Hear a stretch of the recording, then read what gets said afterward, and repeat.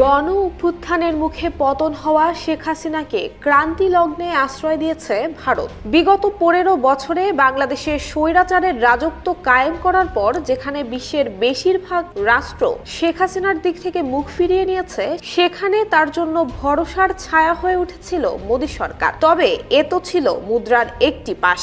অন্য পাশে তাকালে বলতে হয়, সদ্য ক্ষমতাচ্যুত শেখ হাসিনা প্রতিবেশী রাষ্ট্র ভারতের জন্য ছিল সোনার ডিম পাড়া হাঁস। আওয়ামী লীগ সরকারের কাঁধে ভর করে বরাবরই এক অদৃশ্য শক্তি বলে বাংলাদেশকে শোষণ করে এসেছে ভারত।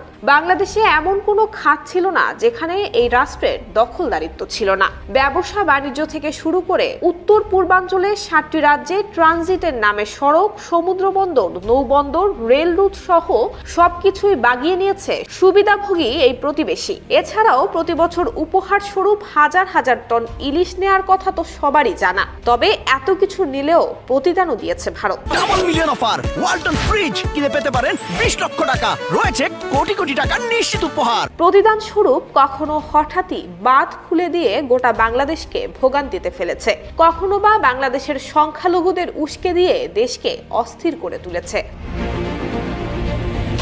বাংলাদেশ স্বাধীন হওয়ার পর থেকেই ভারত দাবি করে আসছে, তাদের সাহায্য না থাকলে বাংলাদেশ স্বাধীনই হতো না। বাংলাদেশ পাকিস্তান থেকে আলাদা হলেও স্বাধীন হতে পারেনি ভারত থেকে। 2016 সালের 18 জুলাই বিশ্ব হিন্দু পরিষদের সাবেক নেতা তোগাড়িয়া এমন কথাও বলেছেন। তিনি বলেছেন, ভারতীয় সেনাবাহিনীর উচিত বাংলাদেশের একাংশ দখল করে সেখানে অবৈধ অভিবাসীদের থাকার বন্দোবস্ত করা। বিগত বছরগুলিতে এমন আরও অনেক মন্তব্য করা হয়েছে। ভারতের এমন আচরণে বাংলাদেশের সাধারণ মানুষের মধ্যে ক্ষোভের সৃষ্টি হয়েছে। গত জাতীয় নির্বাচনের পর সরকার গঠনের 7 মাস না পেরোতেই শেখ হাসিনার এমন পতন ঘটবে, একথা ঘুণাক্ষরেও কেউ ভাবেনি। 15 বছর ধরে শেখ হাসিনা দোর্দণ্ড প্রতাপের সঙ্গে বাংলাদেশের রাজনীতি যেভাবে নিয়ন্ত্রণ করে আসছিলেন, তাতে জুলাইয়ের গণ আন্দোলন ভালোভাবেই সামাল দিতে পারবেন এমন ধারণা অনেকেরই ছিল।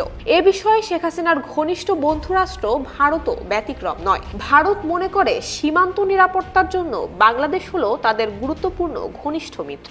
তবে আওয়ামী লীগের শাসনামলে বাংলাদেশের চেয়ে শেখ হাসিনাকেই তারা বেশি মিত্র মনে করত। শেখ হাসিনা ভারতের কাছে শুধু ঘনিষ্ঠ মিত্রই নয়, তাকে কৌশলগত অংশীজনও মনে করতেন তারা। গত 5 আগস্ট ছাত্র জনতার অভ্যুত্থানে শেখ হাসিনার পতন হওয়াকে যেন মেনেই নিতে পারছে না অদৃশ্য শক্তি বলে বাংলাদেশ শাসন করা ভারত। সীমান্তে অস্থিরতা তৈরি, গণমাধ্যমে লাগাতার অপপ্রচার, বাংলাদেশ হাই কমিশন ভাঙচুর, বাংলাদেশের সংখ্যালঘু সম্প্রদায়কে উস্কে দিচ্ছে প্রতিবেশী এই রাষ্ট্র।